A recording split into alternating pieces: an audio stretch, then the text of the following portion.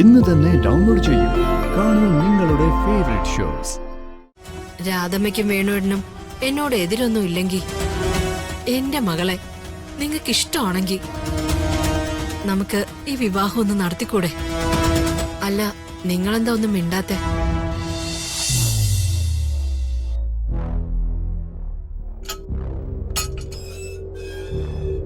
വാമേ മെല്ലെ.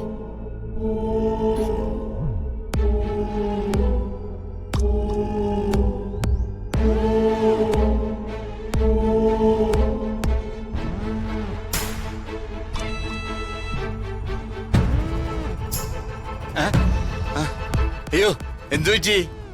ക്ഷേത്രത്തിൽ നിന്ന് തിരിച്ചു വരുന്ന വഴിക്ക് ചെറുതായിട്ടൊന്ന് തലകറങ്ങുന്നത് പോലെ തോന്നി. അതുകൊണ്ട് ഞാൻ രമ്യയോട് പറഞ്ഞു ഇവിടെ കയറി കുറച്ചുനേരം ഇരുന്നിട്ട് പോവാന്ന്. തലകറക്കോ? അയ്യോ, എന്തിനെങ്ങനെ നടന്നു വന്നത്? ടാക്സി വിളിച്ചു വരാറുന്നില്ലേ? എടി, നീ ഒരു ഗ്ലാസ് വെള്ളം എടുത്തേ. ശരി വേണോട്ടാ. എടി, നീ ആ ഫാൻ നിട്ടേ. എടി, നീ ആ വെള്ളം എടുത്ത് വേഗം വാ. വരുന്നു. ആ, മോളിങ്ങോട്ട് മാറി. കുടിക്ക്. അതെ, ഞാൻ ഡോക്ടറെ വിളിക്കണോ അല്ലെങ്കിൽ ഓട്ടോ വിളിക്കാം? ഹോസ്പിറ്റലിൽ പോവാം. എടാ, നീ ഒരു ഓട്ടോ വിളിച്ചേ. വേണ്ട വേണോട്ടാ,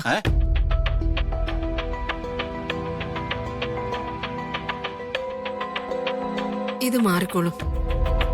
ഇത് ഈ ഇടയായിട്ട് കുറച്ച് ദിവസങ്ങളായിട്ടുണ്ട്. ആകപ്പാടെ ഒരു ടെൻഷനല്ലേ, അതിന്റെ ആകും.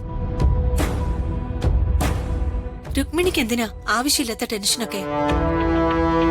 നിങ്ങൾക്കിപ്പോ എന്തുണ്ടായിട്ടായി ടെൻഷൻ?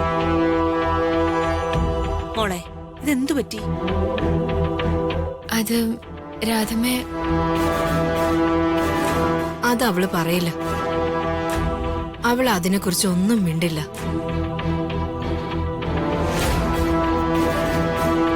ഇവളെ കുറിച്ച് ഓർത്ത് തന്നെയാ എന്റെ ആദ്യം മുഴുവൻ.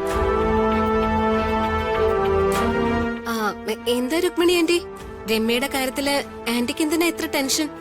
അത് പ്രിയക്ക് ഇപ്പൊ പറഞ്ഞാ മനസ്സിലാവില്ല. പ്രിയ ഒരു അമ്മയല്ലേ. പ്രിയയുടെ മകൾ ഐഷു ആ പ്രായം ആകുമ്പോഴേ പ്രിയക്ക് എന്റെ മാനസികാവസ്ഥയും ബുദ്ധിമുട്ടും ഒക്കെ മനസ്സിലാവും.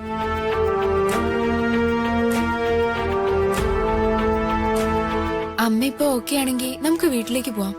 അങ്ങനെ പറഞ്ഞ എങ്ങനെയാ മോളെ? കുറച്ചേരം ഇവിടെ ഇരിക്കട്ടെ. എടി രാധേ, നീ ഒരു കാര്യം ചെയ്യ്. രണ്ടുപേർക്കും കുടിക്കാൻ നാരങ്ങ വെള്ളം എടുക്കും. ചിലപ്പോ പ്രഷർ താണുപോയതായിരിക്കും ഇതിന്റെ കാരണം. ഉപ്പിട്ട് നാരങ്ങ വെള്ളം കുടിച്ചാ കൺട്രോൾ ആയിക്കോളും. ശരി വേണോട്ടാ. വേണ്ട രാധമ്മേ. രാധമ്മയോട് ഞാൻ എത്രയോ കാര്യങ്ങളിൽ വഴക്കുകൂടിയിട്ടുണ്ട്. എനിക്കൊരു ക്ഷീണവും തളർച്ചയും വന്നപ്പോ ഈ ചുറ്റുപാട് ഇത്രയും വീടുകൾ ഉണ്ടായിട്ടും എനിക്ക് ഈ വീട്ടിലാ കയറി വരാൻ തോന്നിയത്.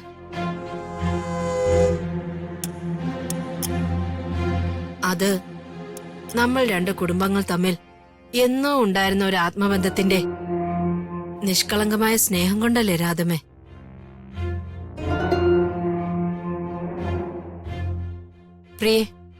പ്രിയ ഈ വീട്ടിലേക്ക് വർഷങ്ങൾക്ക് മുമ്പ് വാടകയ്ക്ക് താമസിക്കാൻ വന്നത് ഓർക്കുന്നുണ്ടോ?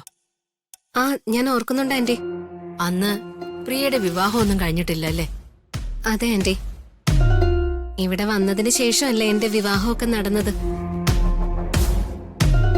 അന്ന് രമ്യ സ്കൂളിൽ പഠിക്കുന്ന കാലമായിരുന്നു. അന്നൊക്കെ എത്ര സ്നേഹത്തോടെയും സഹകരണത്തോടെയാ നമ്മൾ ജീവിച്ചിരുന്നത് അല്ലേ വേണോട്ടാ? അതെ. കുട്ടികൾ വളർന്നു വലുതായി. അവരുടെ കുസൃതികളും കൂടി. അവരുടെ ആഗ്രഹങ്ങൾ വലുതായപ്പോ നമ്മുടെ ഇടയിലുണ്ടായിരുന്ന സൗഹൃദത്തിനും വിള്ളലുകളുണ്ടായി. അതല്ലേ സത്യം?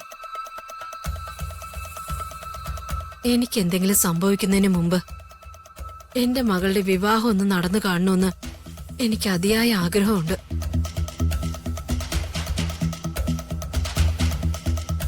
രാധമ്മേ, അതല്ലേ ശരി? ഇവളുടെ ആഗ്രഹത്തിന് ഞാൻ ഒരുപാട് എതിര് പറഞ്ഞിട്ടുണ്ട്. പക്ഷെ ഇവളെടുത്ത തീരുമാനത്തിന് ഇവളുടെ ഇഷ്ടം വേണോന്ന് പറഞ്ഞ് ഇവള് വാശി പിടിക്കുമ്പോ അതിങ്ങനെ കണ്ടില്ലെന്ന് നടിക്കാൻ എനിക്ക് സാധിക്കുന്നില്ല രാധമ്മേ.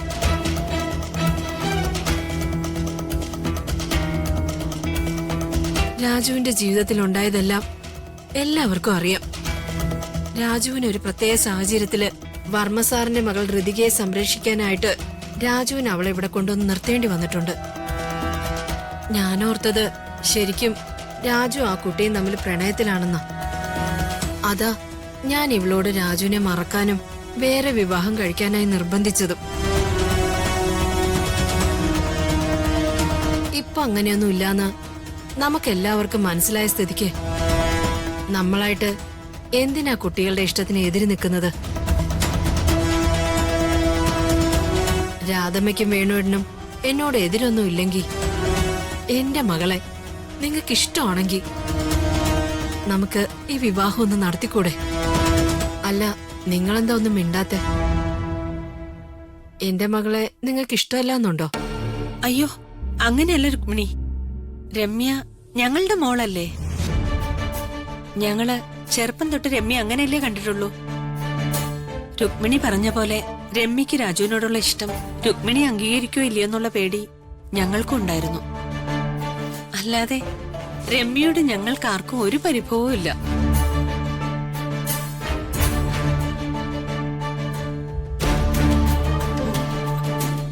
പക്ഷേ രാജുവിന്റെ മനസ്സിൽ എന്താന്നറിയാതെ നമ്മളൊരു തീരുമാനം എടുത്ത, അതുമല്ല രാജുവിന് ഋതികമോക്ക് വലിയ ഇഷ്ടമാ. ആ പാവത്തിന്റെ മനസ്സ് വേദനിപ്പിച്ചിട്ട് എങ്ങനെയാ രുക്മിണി? രാധമ്മേ, നിങ്ങൾ ഉദ്ദേശിക്കുന്ന പോലെയൊന്നും അല്ല കാര്യങ്ങള്. അവരൊക്കെ വലിയ വലിയ ആളുകളല്ലേ. അങ്ങനെ ഒരു ബന്ധത്തിന് എതിർപ്പൊക്കെ ഒരുപാടുണ്ടാവും.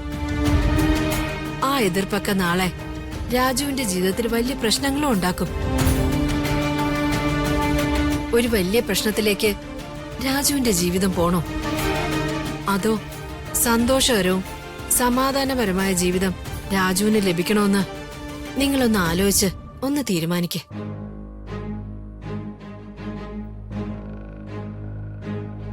എന്റെ മകളുടെ കണ്ണീര് കാണാൻ എനിക്കിനി വയ്യ. അതുകൊണ്ട് ഒരപേക്ഷ പോലെയാ നിങ്ങളോട് ഞാൻ ചോദിക്കുന്നത്.